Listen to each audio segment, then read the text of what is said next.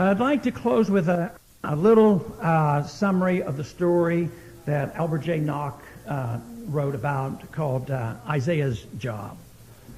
Isaiah, of course, from the Old Testament, was a prophet that was obedient to God.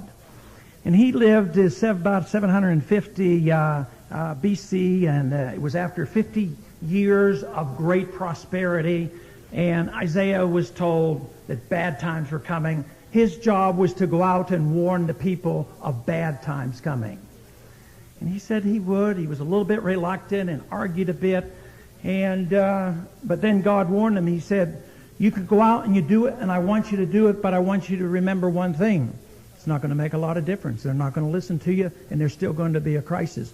The government won't listen to you. And he said, why should I do it? He said, God says, because the people will listen. There will be a remnant. There will be a remnant out there. And that remnant is very important, obviously, to all of us. So he says, and the Lord says, the Lord said, you do not get the point. There is a remnant there that you know nothing about. They are obscure, unorganized, inarticulate, each one rubbing along as best he can. They need to be encouraged and braced up, because when everything has gone completely to the dogs, they are the ones who will come back and build up a new society.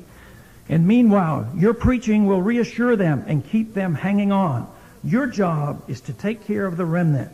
So be off now and set about it. That's what our job is about. Be off and set about it.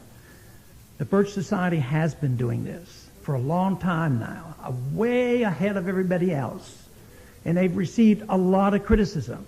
Quite frankly, I have no idea what will happen to the Birch Society. Hopefully it'll be 10 times bigger in 2 years, but who knows. But I do know the message of the Birch Society is ringing loud and clear, louder and clearer than it ever has before. This is the reason we're coming to the point of getting a vote on the United Nations. At the same time, we see the Clintons taking us down the path of one world government, along with Republican leaders. It is at the same time we see the rising up of the remnant, more willing to stick together and fight than ever before. So there is a contest going on. The contest is not between states' rights and the federal government. It's much bigger. It's between the national sovereignty of this country. It has to do with liberty. It has to do with international world government, with fascism.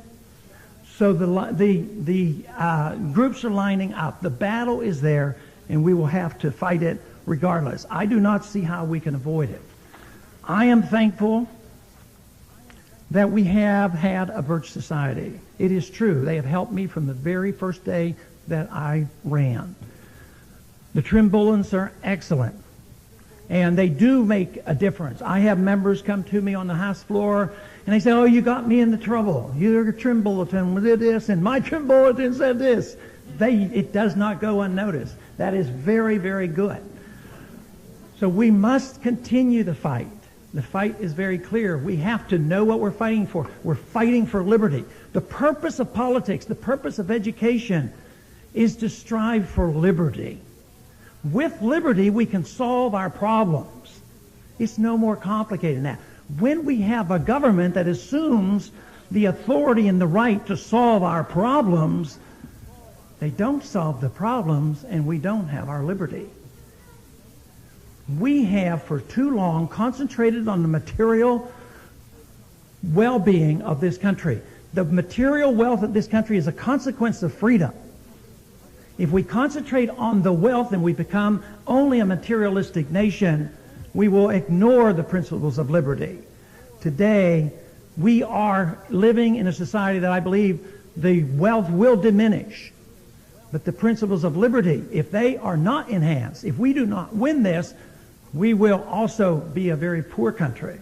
But I am optimistic enough to believe it's worth the effort to go, and I'm optimistic enough to encourage every one of you to continue to do what you're doing and encourage the John Birch Society to continue with the fight they have been fighting for a long time. Thank you very much.